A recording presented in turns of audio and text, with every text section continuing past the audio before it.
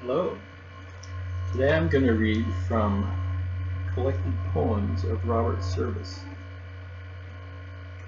This was, of course, written by Robert Service and published by G.P. Putnam.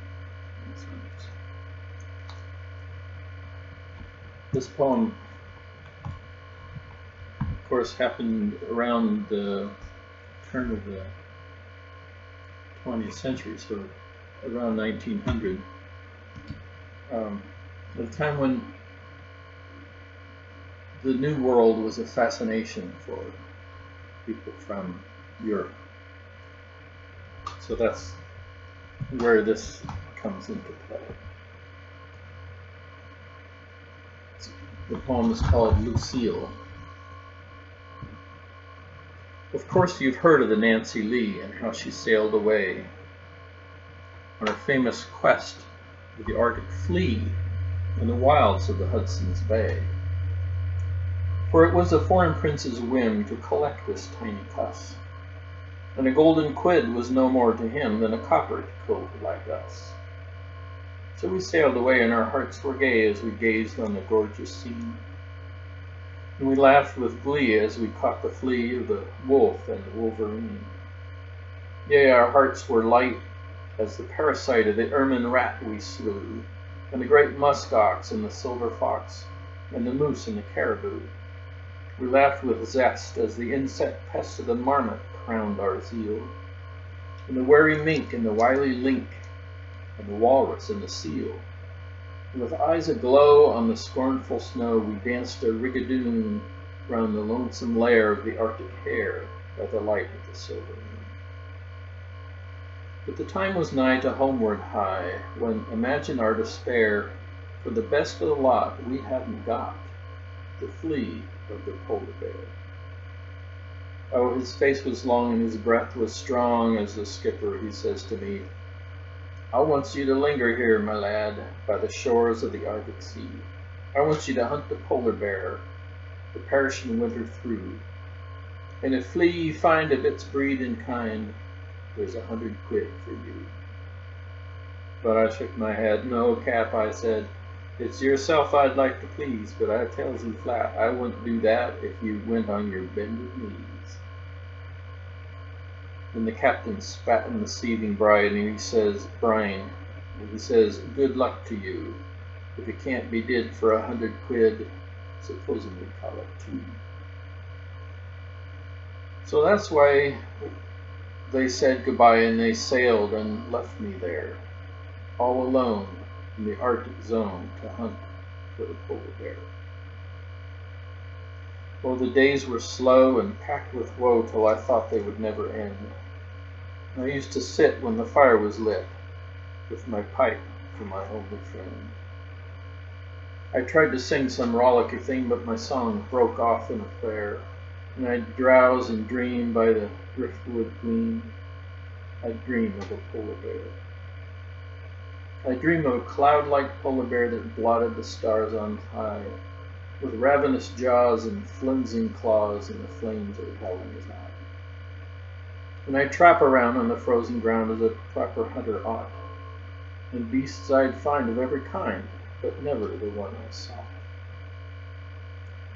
Never a track in the white ice pack that humped and heaved and flawed, till I came to think, well, strike me pink, that creature ain't a fraud.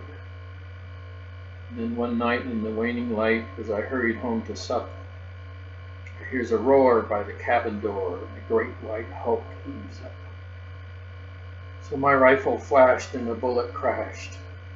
Dead as a stone fell he. And I gave a cheer, for there in his ear, gosh dang me, a tiny flea.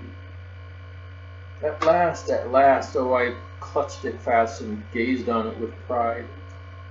I thrust it into a biscuit tin and shut it safe inside, with a lid of glass for the light to pass and space to leap and play. Oh, I kept it alive, yea, it seemed to thrive, as I watched it night and day. I used to sit and sing to it and shield it from my harm, and many a hearty feed it had on the heft of my hair yarn. for you'll never know in that land of snow how lonesome a man can feel. So I made a fuss over the little cuss, and I christened it Lucille. But the long winter has its end, and the ice went out to sea, and I saw one day a ship in the bay, and there was the Nancy Lee. So a boat was lowered, and I went aboard, and they opened wide their eyes. Yes, they gave a cheer when the truth was clear, and they saw my precious prize. Then it was all like a giddy dream, but to cut my story short, we sailed away on the 5th of May to the Ford Prince's Court, to a palmy land and a palace grand, and the little prince was there, and a fat princess in a satin dress, with a crown of gold in her hair. They showed me into a shiny room, just him and her and me, and the prince was pleased and friendly like, and he calls for drinks for free. And I shows him then my battered biscuit tin, and makes my modest spiel, and they laughed, they did, when I opened the lid, and out there popped Lucille. Oh, the prince was glad, and I could soon see that, and the princess, she was too. Lucille once waltzed around on the tablecloth, as she often used to do. And the prince pulled out a purse of gold and put it in my hand. And he says, it's worth all that, I'm told, to stay in that nasty land. And then he turned with a sudden cry and clutched at his royal beard. And the princess screamed, and well she might, for Lucille had disappeared. She must be here, said his royal nibs, so we hunted all around. Well, we searched that place, but never a trace of the little beast we found. So I shook my head and glumly said, gol darn a saucy cuss. It's mighty queer. She isn't here, but so she must be on one of us. You'll pardon me if I make so free, but there's just one thing to do. If you'll kindly go for half a mo', I'll search me garments through. Then all alone on the shiny throne I stripped from head to heel. In vain, it was very plain that I hadn't got Lucille. So I garbed again and told the prince, and he scratched his august head. I suppose if she hasn't selected you, it must be me, he said. So he retired, but soon came back and his features showed distress. Well, it isn't you and it isn't me. And we looked at the princess.